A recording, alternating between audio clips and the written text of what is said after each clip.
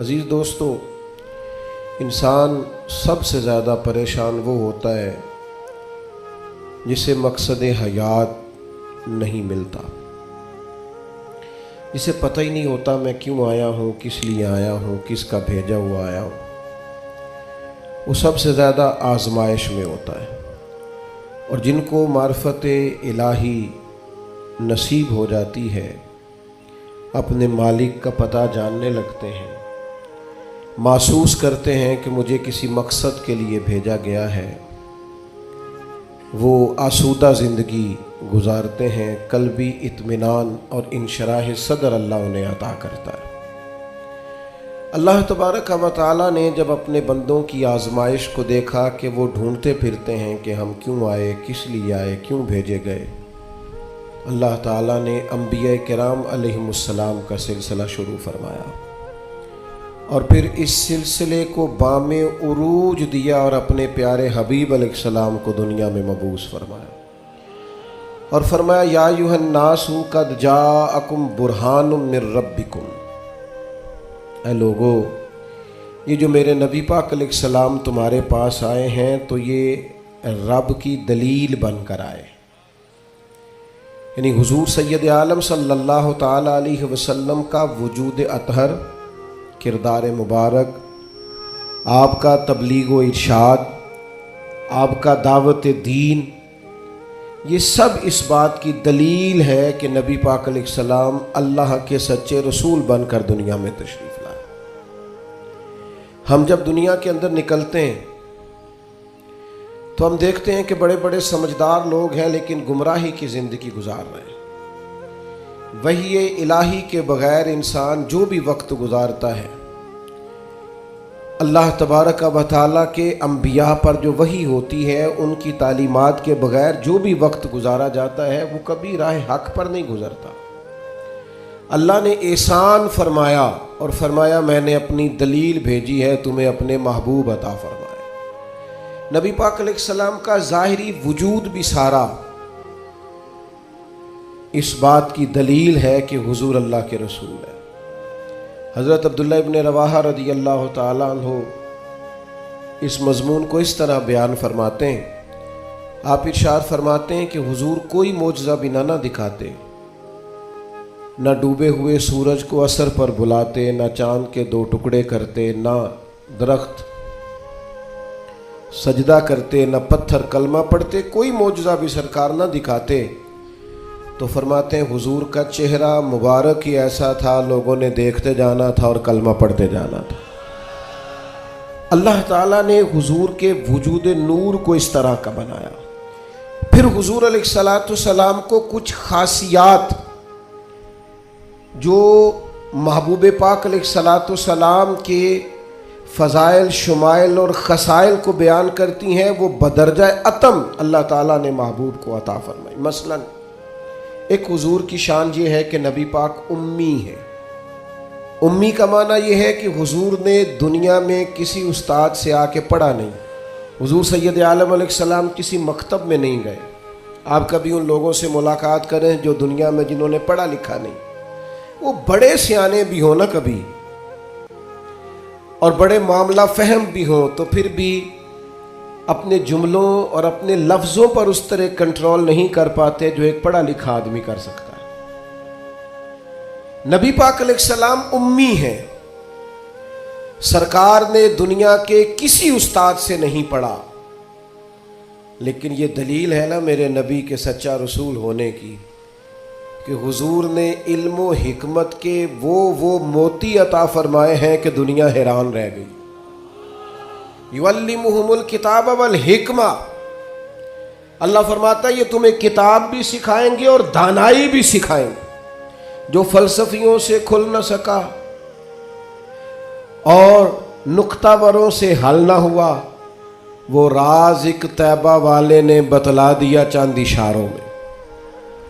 حضور علیہ السلام دانائی، حکمت، تدبر، فہم و فراست، آپ سرکار کا کوئی ایک فرمان پڑھ لیں، حضور کی کوئی ایک حدیث پاک آپ لے لیں، اس کی معنویت میں اتریں، اس کی گہرائی اور گہرائی کو آپ دیکھیں، آپ حیران ہو جائیں گے۔ صدیوں کے ادیب، شاعر، हुक्मा वो अपना सारा कलाम ला के वहाँ कुर्बान कर दें तो गर्दे राह तक नहीं पहुँच सकते। जो तदब्बुर अल्लाह ताला ने नबी पाक अलैहिस्सलाम को अता फरमाया। आप गौर करें, हुजूर मदीना तैयबा तशरीफ लाए। अब प्यार करने वाला हर आदमी ही काबिल इकराम होता है।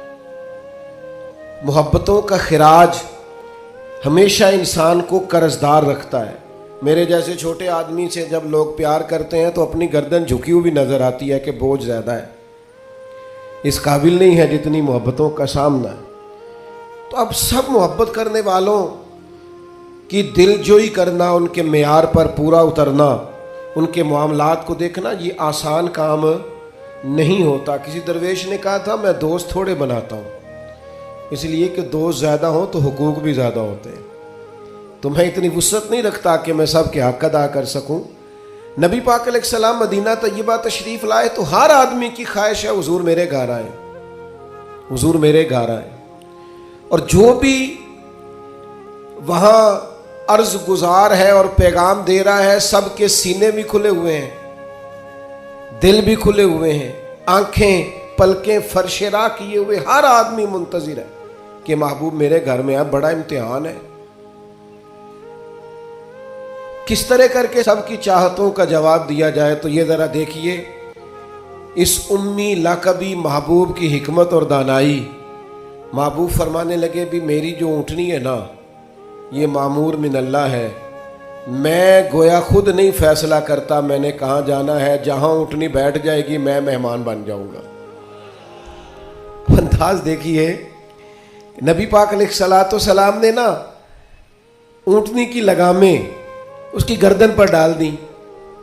अब वो ऊँटनी चलती जा रही है, थोड़ी आगे जाके एक जगह पर वो बैठ गई, लेकिन उसके बैठते ही हुजूर उतरे नहीं, महबूब बैठे रहे। अभी सरकार की ऊँटनी पूरी तरह बैठी नहीं थी, फिर उठ के खड़ी हो गई और थोड़ा सा आगे चलने के बाद हजरत अबू अय्यूब अंसारी के दरवाजे के सामने बैठ गई। और वो इस तरह बैठी कि इस तरह जम के बैठी कि उसने अपनी गर्दन भी बिछा दी। जब इत्मीनान से ऊँटनी बैठ गई, नबी करीम उतरे, जनाब अबू अय्यूब अंसारी रदी अल्लाह ताला अन्हु के घर में जलवा फिराज हुए। ये वो दानाई थी मेरे करीम महबूब की, वो हिकमत थी कि किसी मोहब्बत करने वाले को एतराज़ क्या होना था, सबका कुर्बान होने को दिल कर रहा था। हमारे यहाँ तो 4 बच्चे होते हैं और हम किसी ऐसी दानाई का मुजाहरा ही नहीं करते कि उनके अंदर बराबरी कर सकें। हम इस समझ बूझ का लिहाज ही नहीं करते। हमारे एक उस्ताद थे तो वो अक्सर कहा करते थे, जिनको पढ़ाने की ड्यूटी लगाते उनसे कहा करते थे, किसी तालिब इल्म से चिढ़ ना जाना, स्कूल के, कॉलेज के, मदरसे के किसी बच्चे से चिढ़ ना जाना। तुम अगर किसी से चिढ़ गए तो उसका मुस्तकबिल खराब हो जाएगा, इसलिए कि तुम जाती इनाद पाल लोगे। बच्चा बड़ा लायक है लेकिन तुम्हारा फर्मा बरदार नहीं, तुम चिढ़ गए हो, तुम बात बात पे डांटते हो, बिलाखिर वो सारी तबाही हो गई, बदगुमान हो गया। नबी पाक अलैहिस्सलाम उम्मी हैं, लेकिन ये मेरे महबूब की नबुव्वत की आला दलील है कि अल्लाह ताला ने महबूब को हिकमत, तदब्बुर, दानाई। हम दाना नहीं होते, शऊर नहीं रखते, फ़हम व फिरासत का। वो आरफ रूमी कहते हैं कि एक शख्स बादशाह था, उसने ख्वाब देखा। ख्वाब में देखा कि उसके सारे दांत टूट गए। उसने एक मुअब्बिर को बुलाया, ताबीर कराने वाले को। उससे कहा, इसकी ताबीर क्या है? उसने कहा, जनाब इसकी ताबीर ये है कि आपके सारे रिश्तेदार आपकी जिंदगी में फौत हो जाएंगे। अब वो बादशाह इतना नाराज हुआ, उसने वो ताबीर करने वाला भी कत्ल करवा दिया। उसने कहा, वो भी कोई जिंदगी है जिसमें ना भाई हो, ना बहन हो, ना बच्चे हो, ना बीवी हो, ना माँ हो, ना बाप हो, मरवा दिया। एक और आदमी ताबीर करने वाला था पर वो दाना भी था, उसको बुलाया और बुलाकर बादशाह ने कहा, मैंने ख्वाब देखा है, ख्वाब में मेरे सारे दांत टूट गए, ताबीर बताएं। तो वो कहने लगा, बादशाह मुबारक हो, इसकी ताबीर ये है कि अल्लाह ताला ख़ानदान में सबसे लंबी उम्र आपको अता फरमाएगा। बादशाह ने उसे इनाम दिया, कहा तू जीता रह, क्या तूने बात की है। اب میری بات کو سمجھیے گا، تعبیر اس نے بھی وہی بتائی ہے جو پہلے والے نے بتائی، لیکن پہلے والے نے کہا تیرے سارے رشتہ دار تیری زندگی میں فوت ہو جائیں گے، اس نے اسے بھی مروا دیا۔ بات اس نے بھی وہی کی ہے، لیکن بات گرچہ بے سلیقہ ہو کلیم، پر بات کرنے کو سلیقہ چاہیے۔ آپ بے سلیقہ بات بھی کریں پر سلیقے سے تو کریں، کوئی لہجہ ہی نہیں، حکمت ہی نہیں، کوئی دانائی نہیں۔ دوسرے نے کہا اللہ تعالیٰ آپ کو سب سے لمبی عمر عطا کرے گا، تو بات پھر بھی وہی ہے کہ باقی سارے چلے جائیں گے اور آپ موجود ہوں گے، لیکن اس میں دانائی ہے نا، حکمت ہے نا۔ فتح مکہ کا موقع تھا، عجیب حالات درپیش ہوئے۔ اسلام کا جھنڈا حضرت سعد ابن عبادہ رضی اللہ تعالیٰ عنہ کے پاس تھا، بڑے عظیم صحابی۔ بدر کے موقع پر جس آدمی نے اپنے جذبات سے ماحول گرما دیا وہ حضرت سعد بن عبادہ، ہمیشہ اگلی صفوں میں مجاہدوں کی رہنے والے، مال خرچ کرنے والے، نڈار آدمی، لیکن جھنڈا ان کے ہاتھ میں تھا۔ حالات کچھ اس طرح کے پیدا ہوئے کہ بعض لوگوں نے مطالبہ کیا ان سے جھنڈا لیا جائے، اور کوئی معقول وجہ نہیں تھی، لیکن بعض اوقات نا حالات ایسے بن جاتے ہیں۔ اب حضور علیہ السلام کی بارگاہ سے مطالبہ ہو رہا ہے کہ آپ جناب سعد بن عبادہ سے جھنڈا لے لیں۔ یہ نوجوانوں سے بالخصوص عرض کروں گا کہ علم بھی تبھی بندے کو فائدہ دیتا ہے جب اس کے ساتھ کچھ بندے کو شعور بھی ہو، ہنر بھی تبھی فائدہ دیتا ہے جب اس کے ساتھ کچھ نہ کچھ دانائی بھی ہو۔ شیخ سعدی فرمایا کرتے تھے 1 من علم ہونا تو سنبھالنے کے لیے 10 من عقل کی بھی ضرورت ہوتی ہے، ورنہ ضائع ہو جاتا ہے سارا۔ دانائی، تدبر، یہ دیکھیے امی لقبی محبوب سے ہم نے دانائی سیکھنی ہے، تدبر سیکھنا ہے، فہم و فراست سیکھنی ہے۔ زندگی میں شعور کس کو کہتے ہیں یہ حضور ہمیں سکھائیں گے۔ کہ جناب حضرت سعد بن عبادہ کو اتارنا ہے، اب بڑے بڑے دانا صحابہ کہہ رہے تھے یا رسول اللہ کوئی ایسی بات نہیں ہے، حالات اس طرح کے ہیں، کیسے یہ فیصلہ کریں گے؟ تو حضور نے فرمایا کوئی مشکل نہیں، اتار دیتے ہیں، بدل دیتے ہیں، ان سے منصب لے لیتے ہیں۔ یا رسول اللہ یہ آسان نہیں ہے، کیسے؟ فرمایا ابھی دیکھنا تم، یہ اللہ تعالیٰ نے میرے محبوب کو حکمت کی خزانوں کی کنجیاں عطا فرمائی۔ نبی کریم علیہ السلام نے فرمایا سعد بن عبادہ جھنڈا دے دیں آپ واپس، اب آپ لشکر کے علم بردار نہیں رہے۔ انہوں نے بوجھل ہاتھوں سے جھنڈا تھاما ہوا تھا، پریشان تھے کہ کوئی ایسی بات نہیں۔ جب حضور نے کہا دیں تو وہ غلام تھے، سانو قید سجن دا گہنا ہے، وہ جینج رکھے ایسا اونج رہنا ہے۔ انہیں اسی وقت جھنڈا تھما دیا، خوش ہو کے تھما دیا۔ لیکن یہ میرے محبوب کی حکمت ہے، محبوب نے جناب سعد بن عبادہ سے جھنڈا لیا اور قریب ان کے جوان بیٹے کھڑے تھے، محبوب نے جھنڈا انہیں دے دیا، فرمایا کمان تیرے ہاتھ میں ہے۔ باپ کا قد اس وقت 10 فٹ زمین سے اونچا ہو جاتا ہے جب اس کا بیٹا اس کی جگہ پہ بیٹھ جاتا ہے۔ وہ کہتا ہے میری فکر گئی، میں اب بے فکر ہوں۔ جب انہی کے بیٹے کو وہ منصب ملا تو اب حضرت سعد بن عبادہ کے چہرے کی کیفیت یہ تھی کہ وہ گویا اپنی آنکھوں اور اپنے چہرے سے بتا رہے تھے میں تو خود جھنڈا پکڑ کے اتنا راضی نہیں تھا جتنا اپنے بیٹے کے ہاتھ میں دیکھ کے راضی ہوں۔ یہ آپ تدبر سیکھیں۔ میں اپنے نوجوانوں کو دیکھتا ہوں جذباتی مزاج، بھاگتے دوڑتے، بے چین، پریشان، الجھے ہوئے۔ ابھی میں ملک سے باہر تھا، میرے ساتھ اکثر ایسے ہوتا ہے، بیرون ملک جو لوگ ہوتے ہیں نا وہ زیادہ پریشان ہوتے ہیں پاکستان کے حالات کو لے کر، وہ زیادہ خبریں دیکھتے ہیں۔ تو ایک صاحب مجھ سے کہنے لگے پاکستان کے حالات، میں نے کہا بالکل ٹھیک ہے، یہ اتار چڑھاؤ ہے، زندگی کے ساتھ چلتا ہے، بے چینی نہیں، بے قراری نہیں، الجھاؤ نہیں، ہر وقت کا اضطراب نہیں، دانائی، تدبر، حکمت، معاملہ فہمی، یہ ہمیں ہمارے رسول پاک نے عطا فرمائی۔ آپ اپنی زندگی کو سلیقے سے گزاریں، قیمتی بنائیں۔ آپ اپنے وجود سے بڑا کام لے سکتے ہیں، لیکن کیا ہے؟ دانائی نہیں ہے، جذباتی مزاج، اور جذباتی پن ہماری طبیعتوں کا حصہ ہے۔ جذباتی فیصلے، جذباتی باتیں۔ ہمارے دیہاتوں میں چودھری فیصلہ کس کے حق میں کرتے ہیں؟ جو پہلے آ جائے، وہ سچا ہے یا جھوٹا ہے، پہلے گیا ہے، بس انہیں مینوں پہلا آخیا تسی تے آئے ہی نہیں، اسی بات میں فیصلہ دے دیا۔ دانائی، تدبر، یہ رسول اللہ صلی اللہ علیہ وسلم نے ہمیں سکھایا، امی لقبی ہیں حضور۔ اور دوسری بات، انسان کے پاس جو سب سے قیمتی چیز ہوتی ہے نا، وہ اس کا کردار ہوتا ہے۔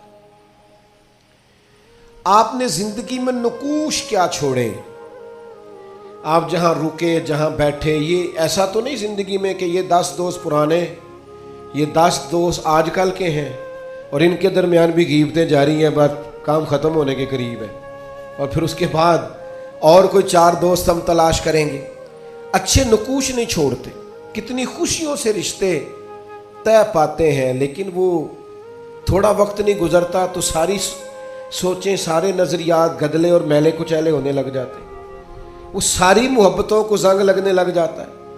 عظمت کردار، بلندی، آپ کے افکار، آپ کا اچھا گمان، آپ کی سوچیں، آپ حیران ہوں گے اللہ تعالیٰ نے نبی پاک کا وجود ہی معجزہ بنایا ہے، لیکن جب حضور کے اپنوں نے دلیل مانگی نا، اپنوں کو مطمئن کرنا بڑا مشکل کام ہوتا ہے۔ قریبیوں نے دلیل مانگی، قریش مکہ نے، کہ آپ نبی ہیں تو دلیل دیں۔ نبی پاک علیہ السلام نے اپنے اپنوں کو معجزہ نہیں دکھایا، بلکہ قرآن مجید فرماتا ہے کہ محبوب نے کہا فقد لبثت فیکم عمرا من قبلہ افلا تعقلون،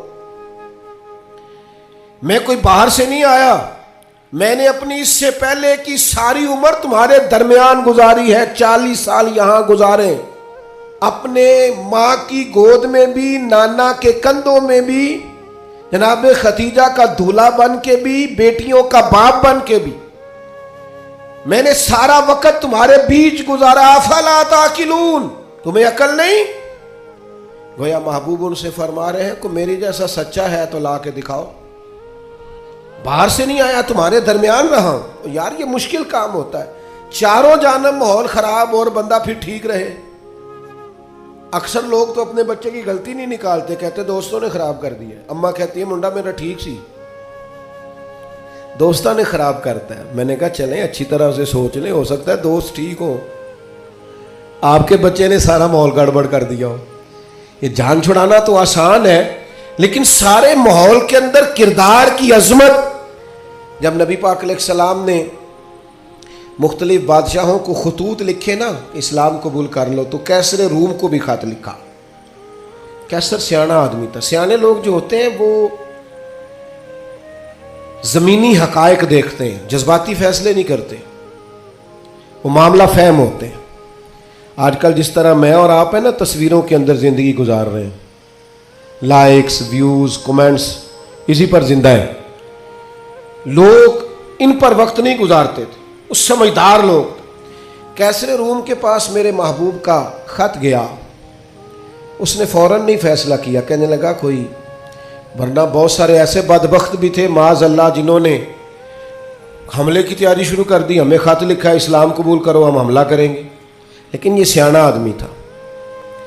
اس نے لوگوں سے کہا یہاں اگر کوئی سردار آیا ہوا ہو نا، مکے کا، تجارت کی غرض سے سردار آیا کرتے، کوئی سردار آیا ہوا ہو تو میری ملاقات کراؤ۔ جناب ابو سفیان ابھی مسلمان نہیں ہوئے تھے، اور ہر جنگ میں قریش مکہ کی لیڈ وہ کرتے تھے، وہ ان دنوں وہاں گئے ہوئے تھے، تجارت کی غرض سے بلا لیا۔ اب کیسر نے سامنے کھڑا کیا، بخاری شریف سے لے کر کتب سیرت میں تمام جگہ، کتب احادیث میں آپ کو الفاظ کے اختلاف کے ساتھ لیکن مفہوم ایک ہی یہ روایت ملے گی۔ کیسر نے سوال کرنے شروع کیے جناب ابو سفیان سے۔ پہلے پوچھا آپ کون ہے؟ کہا میں سردار ہوں۔ کوئی رشتہ؟ کہنے لگے جس محبوب نے آپ کو خط لکھا ہے میں رشتے میں چچا ہوتا ہوں۔ کہنے لگے بتائیے، اس محبوب نے دعویٰ نبوت کیا ہے، ان کے خاندان میں ماضی قریب میں کسی اور نے بھی کیا ہے؟ کہا نہیں۔ کہا کوئی بادشاہ گزرا ہو ان کے خاندان میں قریب کا؟ کوئی نہیں۔ کہا یہ بتائیے ان کے ماننے والے امیر ہیں کہ غریب؟ تو ابو سفیان کہنے لگا ماڑے ماڑے بندے، ماڑے ماڑے بندے۔ میں آپ مجھ سے ناراض نہ ہوئیے گا، لیکن محفل میلاد میں بھی ماڑے ماڑے بندے آتے ہیں، سیاسی سماجی لوگ بھی آتے ہیں کسی سے ادھاری ٹوپی لے کے، ان کا خیال ہوتا ہے چلو میلاد کی محفل کی بھی قیادت جلدی سے ہم لے لیں، جلوس بھی جلدی سے قبضہ کر لیں، کل کو ان لوگوں کو پاس بھی جانا ہے الیکشن کے دنوں میں۔ لیکن غریب لوگ، پر ہمارا حال یہ ہوتا ہے کہ جس کو 35 سال ہو گئے فجر کی اذان پڑھتے، وہ بیچارہ میلاد کی محفل کی بھی صدارت نہیں کر سکتا۔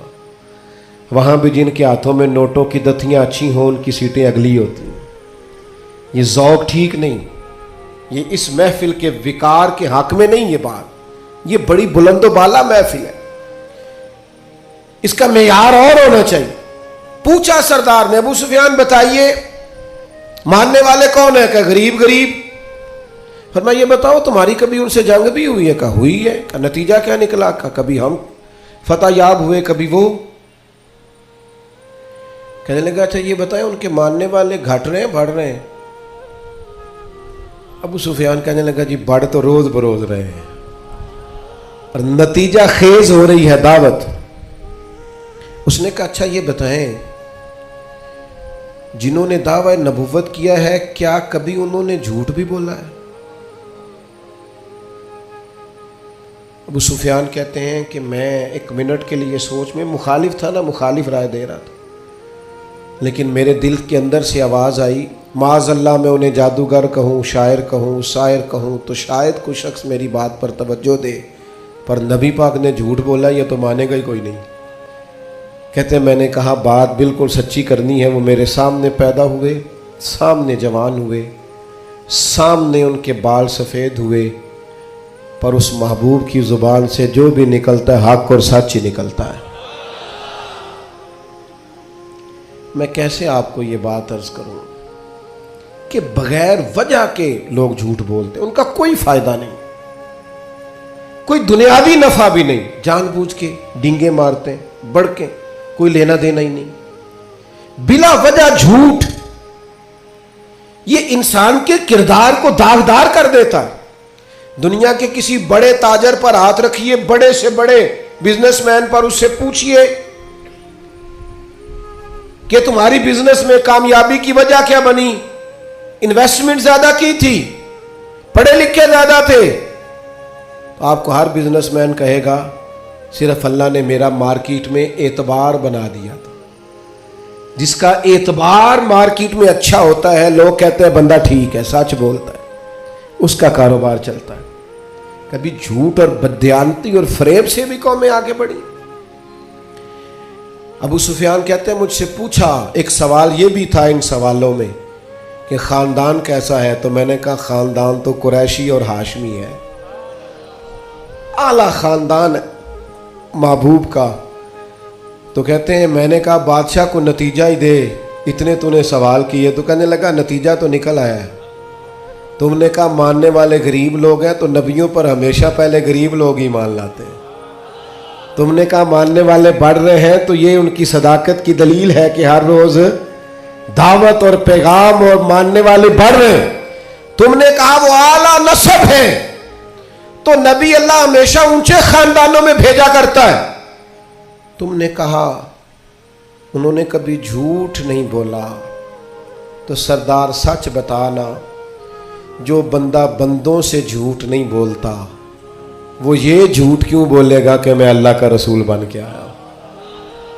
نتیجہ تو نکل آیا۔ اسیر دشمن کی چاہ میں بھی، مخالفوں کی نگاہ میں بھی وہ امی ہے، صادق ہے، معتبر ہے، میرا پیغمبر عظیم تر ہے۔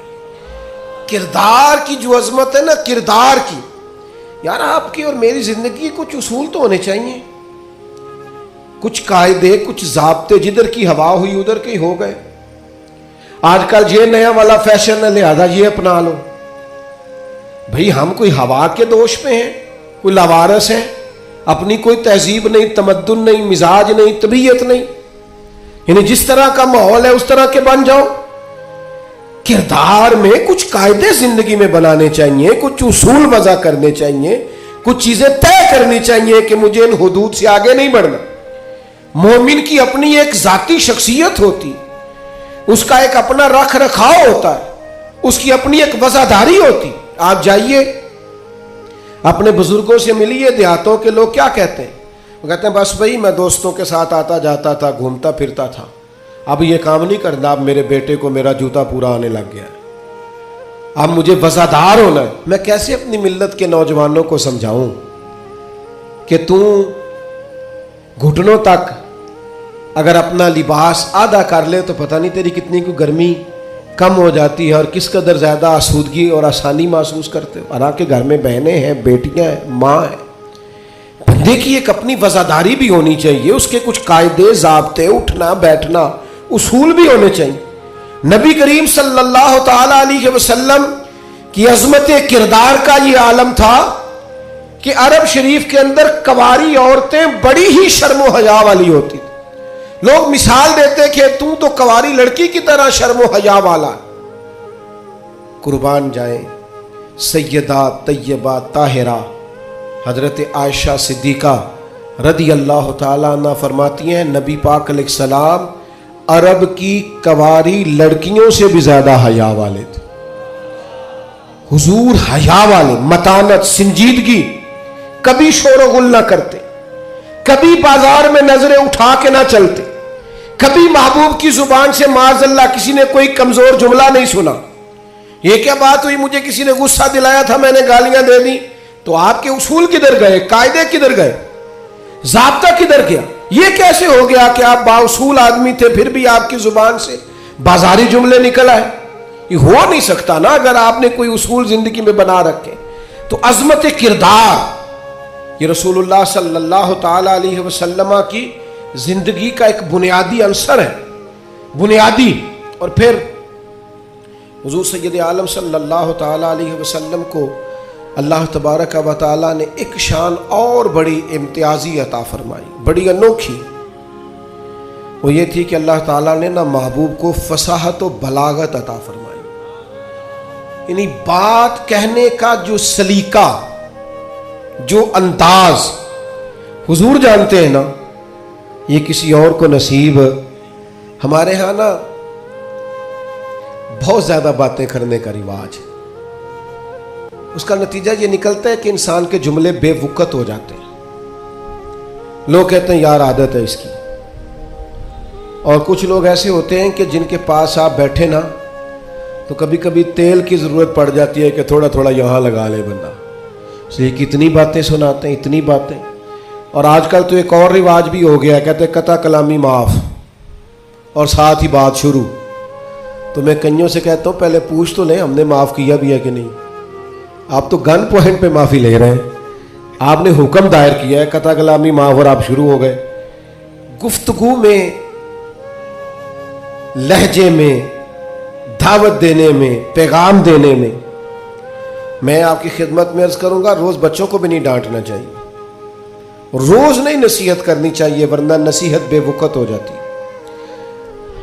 روز ہی انسان کو اس طرح کا ماحول نہیں بنانا چاہیے وہ اس کی طبیعت ٹھہراؤ والی ہو، یعنی سکوت جو ہوتا ہے نا، چپ خاموش آدمی، وہ لگتا ہے کہ کوئی طوفان لیے بیٹھا ہے، لگتا ہے کہ یہ اس وقت کسی خاص گہرائی اور گہرائی میں اتر کر کوئی اچھی منصوبہ بندی کر رہا۔ نبی پاک علیہ السلام کو اللہ نے بڑی فصاحت و بلاغت عطا فرمائی، لیکن اس کے ساتھ ساتھ اللہ تعالیٰ نے علم کے خزانوں کی کنجیاں دیں۔ سرکار جب بات کرتے نا تو صحابہ فرماتے ہیں ہر جملہ دوسرے جملے سے جدا ہوتا، اس طرح حضور بولتے کہ اگر کوئی لفظ گننا چاہتا تھا تو گن بھی سکتا تھا۔ یعنی بات وہ ہمارے ہاں اکثر نا محافل میں ایسا ہوتا ہے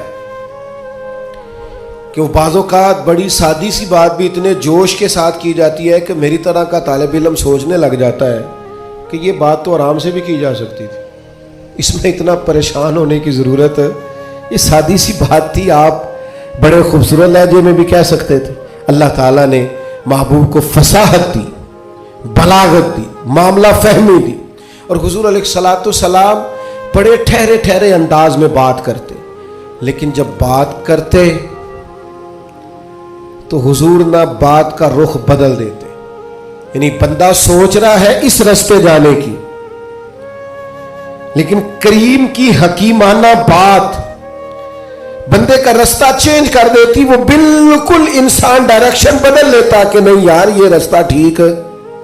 اب بات کو سمجھیے گا، ایک ہوتا ہے بندے کے پاس مال نہیں تو وہ فقیر ہے، کچھ لوگ ایسے ہوتے ہیں کہ وہ امیری میں فقیری کرتے ہیں، مالدار ہوتے ہیں، بڑا اللہ نے دیا ہوتا ہے، لیکن ان کے مزاج سے دولت نہیں چھلکتی، عہدہ نہیں چھلکتا، وہ درویشوں کے ساتھ بیٹھتے ہیں، سادہ طرز زندگی۔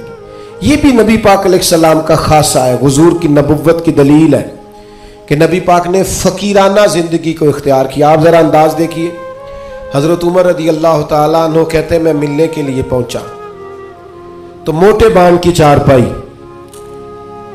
حضور اس پر آرام فرمائے، فرماتے ہیں جب میں گیا تو سرکار اٹھ کے بیٹھے، اور جب حضور اٹھے نا تو آپ کی کمر مبارک سے نا ذرا کپڑا ہٹا۔ جنہوں نے پرانی موٹے بان کی چارپائیاں دیکھی نا، منجدی منجی جنہوں کئی دس، تو وہ کبھی اٹھتے تھے نا سو کے تو کمر پر نشان چھوڑتی تھی۔ حضرت عمر رضی اللہ تعالیٰ عنہ اپنے مزاج کے لحاظ سے دلیر آدمی تھے، لیکن جناب فاروق اعظم رضی اللہ تعالیٰ عنہ نے محبوب کو اس حال میں اٹھتے دیکھا تو آنکھوں میں آنسو آ گئے، اور حضرت عمر نے نا ایک فکر بیان کی، ایک ڈائریکشن بیان کی، اپنی سوچ عرض کی حضور کی بارگاہ میں، عرض کی یا رسول اللہ صلی اللہ تعالی علیہ وسلم، ایک کیسر و کسرا اللہ کے دین کے دشمن ہے اور اتنی آرام دہ زندگی گزارتے۔ بہت سارے لوگ سوال نہیں کرتے وہ فلاں ملک دیکھو غیر مسلم ہے لیکن آسودہ حال کتنا ہے۔ محنت ضرور کریں، جد و جہد ضرور کریں، یہ بات کرنے کا مقصد یہ نہیں کہ محنت چھوڑ دی جائے، خوب مشقت کریں۔ جد و جہد تو انسان کو زندہ رکھتی، اس سے تو پتہ چلتا ہے کہ انسان کے اندر روح موجود ہے، جو بالکل ہلتے جلتے نہیں، حرکت نہیں کرتے ہو تو مردے ہو جاتے ہیں۔ تو زندگی زندہ دلی کا نام ہے، مردہ دل کیا خاک جیا کرتے۔ لیکن یہ سوچ کا یہ زاویہ بھی دیکھیے، حضرت عمر نے عرض کی یا رسول اللہ صلی اللہ تعالی علیہ وسلم، وہ کیسر و کسرا اللہ کے دین کے دشمن اتنی آسودہ آسان زندگی گزارتے اور آپ محبوب ہو کے۔ اب یہ ایک زاویہ ہے سوچ کا، لیکن نبی پاک علیہ السلام نے اس زاویے کو نیا رستہ دیا۔ یعنی سوچ یہ ہے کہ آپ محبوب ہیں اور ظاہری طور پر یہ وقت مشکل ہے، دوسری جانب دشمن ہے، اور یہ گاؤں تک یہ لاؤ لشکر، یہ آسان زندگی۔ حضور نے سوچ ہی بدل دی، فرمایا عمر کیا تم یہ پسند نہیں کرتے کہ وہ دنیا میں تھوڑی سی آسانی لیں اور آخرت میں رسوا ہو جائیں؟ اور فرمایا کیا تم یہ پسند نہیں کرتے ہم دنیا میں تھوڑی سی مشقت اٹھائیں اور آخرت کی ساری عزتیں اللہ ہمیں ہی عطا فرما دے؟ یہ ایک ایسی سوچ تھی کہ جناب عمر کہتے ہیں میرا زاویہ نگاہ بدل گیا کہ جنت میں جئیں گے من چاہی زندگی، وہاں اللہ کے انعامات سے بھرپور لطف اندوز ہوں گے، وہاں اللہ تبارک و تعالی اور اس کے محبوب کے قرب میں ان نعمتوں کو محسوس کریں گے۔ اور حضور نے زاویہ بدل دیا۔ یقین ایک شخص نے آ کے کہا یا رسول اللہ مجھے آپ سے محبت ہے۔ حضور نے فرمایا سوچ کے کہو۔ یہ ویسے ہم سے نہیں آج کوئی بھی کہہ سکتا، سوال ہی نہیں پیدا ہوتا۔ میں عاشق رسول ہوں تو کوئی بندہ کہے سوچ لے اچھی طرح، کہنے تو نے یہ کیسے بات کر دی، میرے سے بڑا عاشق ملے گا نہیں ڈھونڈنے سے۔ کہا یا رسول اللہ آپ سے محبت ہے، تو فرمایا سوچ لو۔ یا رسول اللہ آپ سے محبت ہے، فرمایا پھر سوچ لو۔ 3 بار حضور نے کہا۔ اس نے کہا حضور مجھے ہے محبت، تو پھر نبی پاک نے فرمایا فقر کے لیے تیار ہو جاؤ، آزمائش کے لیے تیار ہو جاؤ۔ یاری تیری سونا پر آزمائشاں تیریاں اگ، یہ سونا پرکھیا جامد ہے پر نہ لگاں دے لگ۔ آزمائش کی تیاری کرو، یعنی ایسا نہیں ہے کہ مجھ سے محبت کرو گے تو بڑی آسودہ زندگی، ہر وقت آرام دہ وقت گزرے گا۔ یہ شہادت گاہ الفت میں قدم رکھنا لوگ آسان سمجھتے ہیں مسلمان ہونا۔ یا آپ کا خیال ہے کہ فلاں آدمی دیکھو کتنی موج میں ہے۔ میں اکثر کہا کرتا ہوں جو بندہ بڑا ہوتا ہے نا اس کے دکھ بھی اتنے بڑے ہوتے ہیں، اس کی آزمائشیں بھی اتنی بڑی ہوتی۔ قد کاٹ کے حساب سے آزمائش ہوتی ہے لوگوں کی۔ یاد رکھنا نبی پاک علیہ الصلوۃ والسلام نے سوچوں کو نیا زاویہ دیا، فقیرانہ زندگی، یعنی بہت زیادہ مال ہے حضرت عثمان غنی کے پاس، لیکن سارا اللہ کی مخلوق پر بانٹنے کے لیے رکھا ہوا ہے۔ خود اگر پیبند لگے کپڑوں سے بھی گزارا کرنا پڑتا ہے تو وہ سکھی ہیں، آسان ہے۔ ایک دن بھی نہیں مانگا حضرت بلال حبشی نے کہ یا رسول اللہ میرا بھی تو مکان ہونا چاہیے نا۔ کیوں؟ کہ حضور نے معراج سے واپس آ کے کہا تھا میں نے تمہارے چلنے کی آواز جنت میں بھی سنی ہے۔ تو جن کے محل بنے ہوئے تھے سوچیں بدلی ہوئی تھی، انہوں نے پھر اپنے زاویہ نگاہ کچھ اور بنایا۔ بس بات سمیٹنے کی طرف آ رہا ہوں۔ ایک چوتھی بات نبی پاک علیہ الصلوۃ والسلام کے نبی ہونے پر، اللہ تعالیٰ کی طرف سے برہان ہونے پر بڑی دلالت کرتی، وہ یہ ہے کہ میرے رسول پاک نا طبیب روحاں ہیں، حضور دلوں کے طبیب ہیں۔ یعنی کچھ چیزیں ایسی ہیں جو انسان کے ظاہر کو سنوار دیتی لیکن باطن پیاسا رہ جاتا ہے۔ آپ نے بہت سارے لوگ دیکھے ہوں گے، یہ انزائٹی بھلا کس گھر میں زیادہ آتی ہے، ڈپریشن اور ٹینشن کس گھر میں زیادہ آتا ہے، جس میں بہت زیادہ سہولیات ہوتی ہیں، بہت زیادہ سرمایہ ہوتا ہے، 2-4 نوکر ہوتے ہیں، وہاں انزائٹی بھی ہوتی۔ کیوں؟ کہ دکھ ہمیشہ انسان کے ساتھ رہتا ہے۔ جب رزق کا، صحت کا، بچوں کا سارے دکھ نکل جاتے ہیں، بندے کو سہولت آتی ہے تو اب پریشان تو رہنا ہی ہے۔ لقد خلقنا الانسان فی کبد، اللہ نے انسان کو مشقت میں پیدا کیا، اب انزائٹی آ جاتی ہے، ڈپریشن آتا ہے، ٹینشن آتی ہے۔ نبی پاک صلی اللہ تعالی علیہ وسلم نا طبیب روحاں ہے، حضور دلوں کے طبیب ہیں۔ محبوب کو اللہ نے یہ کمال دیا ہے کہ حضور دل کی دنیا بدل ڈالتے، یعنی حضور کی بارگاہ عالی مرتبت میں جو آتا نا، باطنی طور پر، روحانی طور پر وہ تبدیل ہو جاتا، اس کی کیفیات بدل جاتی، کفر، شرک، نفاق، ہر چیز سے وہ دور ہو جاتا، حتیٰ کہ ہرس، ہوس، لالچ، یہ ساری بیماریاں اس کی جان چھوڑ جاتی۔ خدا را میری اس بات پر خاص توجہ کرنا، ہم بھی اگر چاہتے ہیں نا بے چین روحیں چین پائیں تو پھر نا کوئی ایک بات حضور کی لے لے زندگی میں، ایک بات۔ ایک شخص صدر ہوا بہت بڑے غیر مسلم ملک کا، اس سے لوگوں نے کہا کہ آپ منشور دیں، یہ جو پہلی تقریر کرتے ہیں نا وزیر اعظم یا صدر، وہ تقریر دستور ہوتی ہے، منشور ہوتی ہے، میں یہ کروں گا، میں یہ کروں گا، اور ہمارے ہاں تو بہت سارے دعوے بھی کر دیے جاتے ہیں اسی تقریر میں۔ اس سے کسی نے کہا کہ اتنے ملک کے آپ صدر بنے ہیں تو ملک کیسے چلائیں گے؟ تو اس نے کہا میرے پاس مسلمانوں کے نبی کی ایک حدیث ہے صلی اللہ تعالی علیہ وسلم، میرا وہی دستور ہے، وہی منشور ہے۔ کہا وہ کیا؟ تو بڑی عام روایت ہم سب کو آتی ہے، نبی پاک علیہ السلام نے فرمایا مومن وہ ہے جو اپنے لیے پسند کرے وہی اپنے بھائی کے لیے بھی پسند کرے۔ وہ کہنے لگا بس میں نے طے کر لیا ہے، جو میرے اور میرے بچوں کے لیے اچھا ہوگا سارے ملک کے لیے وہی کریں گے، اسی میں ہم اپنا سارا دستور اور منشور رکھتے ہیں۔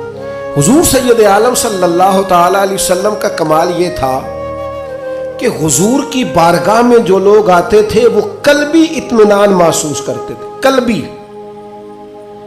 آپ اندر سے مطمئن ہو نا تو سادی روٹی بھی لذت دیتی ہے، لیکن ذہنی طور پر آپ کسی آزمائش کا شکار ہو تو جتنے مرضی اچھے کھانے پکا لیں۔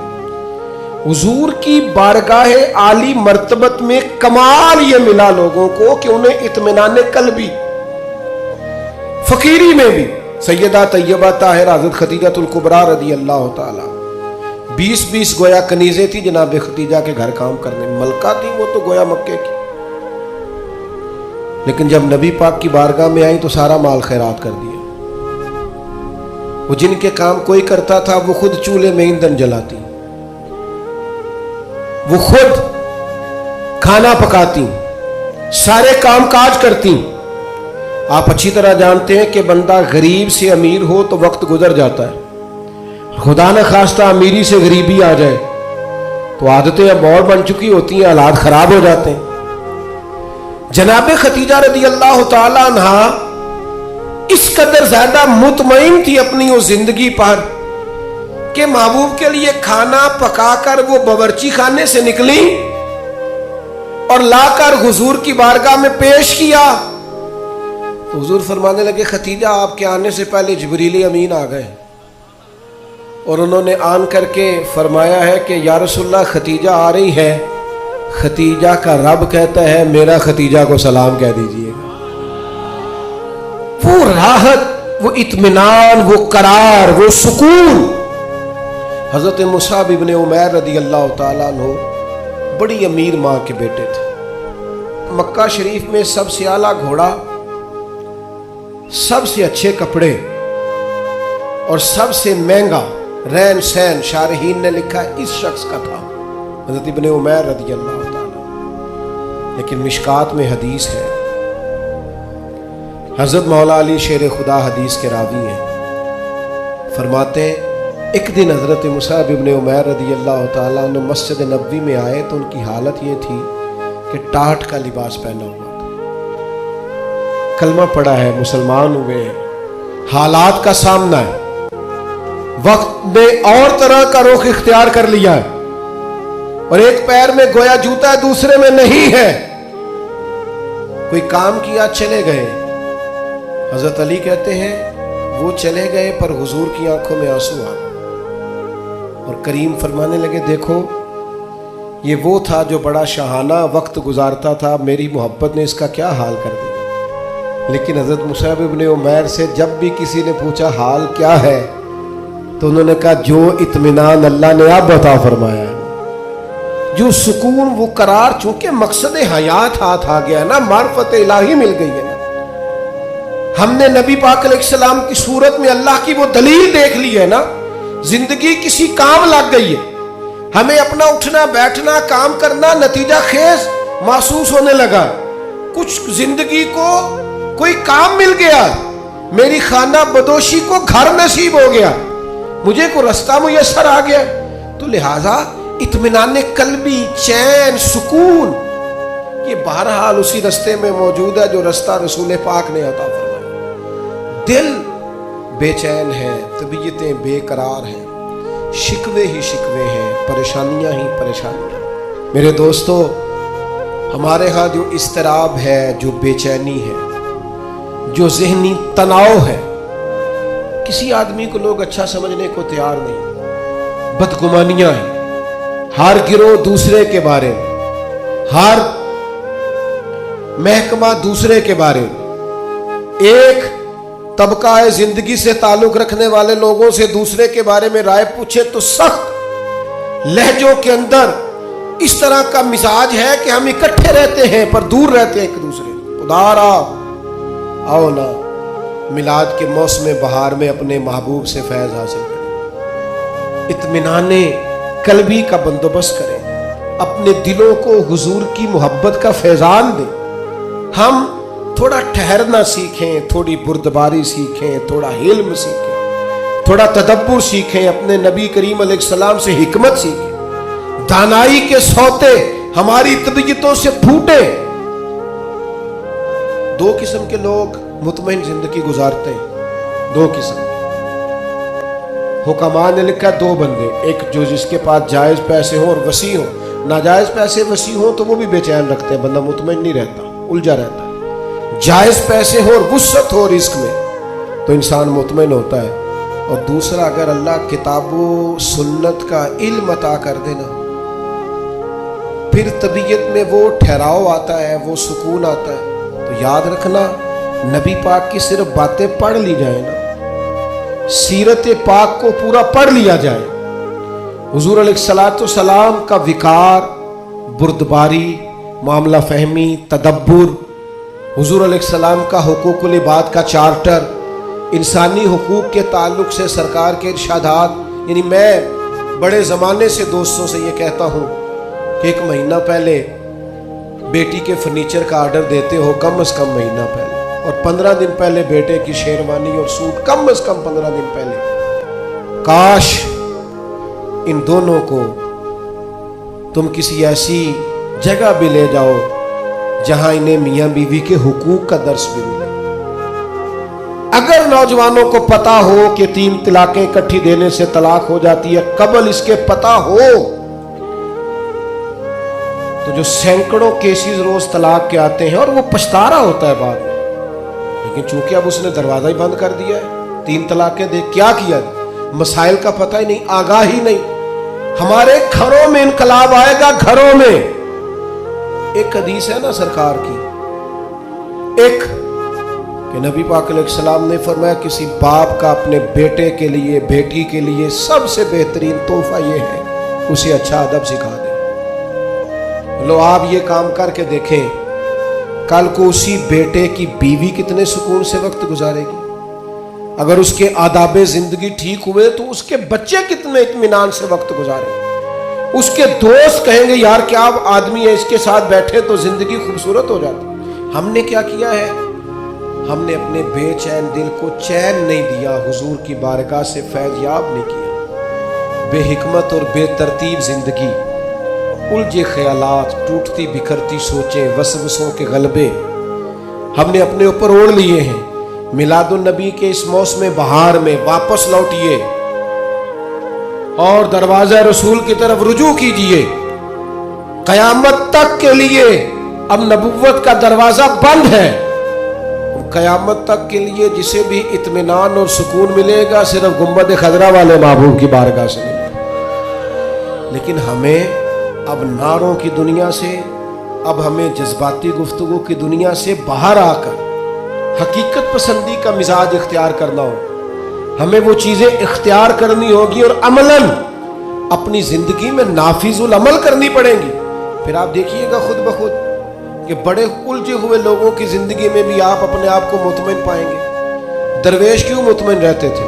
ख्वाजा मोइनुद्दीन अजमेरी रहमतुल्लाह अलैह जब बहुत हमले होने लगे हिंदुओं की तरफ से, तो आपके हालात में लिखा एक शख्स ने आपको कहा बेचैन नहीं होते, उसी तरह खेमे में अकेले सो जाते हैं, हालांकि हालात इतने ख़राब हैं। तो ख्वाजा साहब फरमाने लगे मैं को लवारस हूँ, अकीदा है तो ईद वाला हूँ, हालात ख़राब हो गए तो क्या हुआ, बच गया तो तबलीग करूँगा, दुनिया से चला गया तो शहादत की ज़िंदगी नसीब हो जाएगी। हर तरह से खैर ही खैर है, दोनों जानब से करम ही करम है। तो मोमिन की ये शान होती है कि वो तो मुतमईन होता है, उसको तो अल्लाह तबारक व तआला सुकून अता करता है। लेकिन हमारा उलझाव अब खतरनाक हो गया। तो 4 बातें मैंने आपकी खिदमत में अर्ज की। एक तो हिकमत, हुजूर उम्मी है, परदानाई, तदब्बुर, मामला फहम। और दूसरी बात, रसूलुल्लाह सल्लल्लाहु अलैहि वसल्लम ने हमें अज़मत किरदार सिखाई। अपनी ज़िंदगी के चारों जानिब उसूलों की दीवार खड़ी करें, अपने उसूलों की रोशनी में आप जिए। कोई आ रहा है, कुछ जा रहा है, ये काम चलता रहे, लेकिन आपको अपने उसूल तोड़ने नहीं है। वो कायदे आज़म मिलने आए ना हजरत अमीर मिल्लत से, देर से आए, रात को देर से। हजरत अमीर मिल्लत ने लांगरी को बुलाया, कहा खाना ताज़ा पकाओ। तो कहने लगे मुझे सालों बीत गए, मैंने रात को कभी खाना नहीं खाया। तो हजरत अमीर मिल्लत कहने लगे मुझे आधी सदी होने को है, मैंने बगैर खाना खिलाए मेहमान सोने कभी नहीं दिया।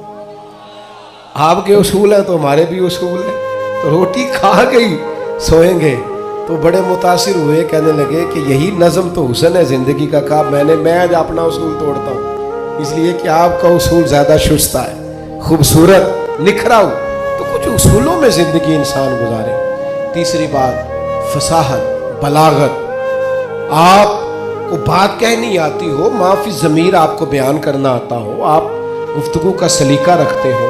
और चौथी गुजारिश जो मैंने आपकी खिदमत में अर्ज़ की है वो ये है कि हमें अब इत्मीनान कल्बी की तरफ बढ़ना है, हुजूर से फैज़ान लेना है, दिल बदलने वाला, ज़ाहिरी हुलिये नहीं। आप मुझसे नाराज़ ना होइएगा, लेकिन मैं अक्सर ये रोता रहता हूँ कि सिर्फ पगड़ी बांधना, दाढ़ी रखना और मिसवाक करना ही सुन्नत नहीं, सच बोलना भी सुन्नत है,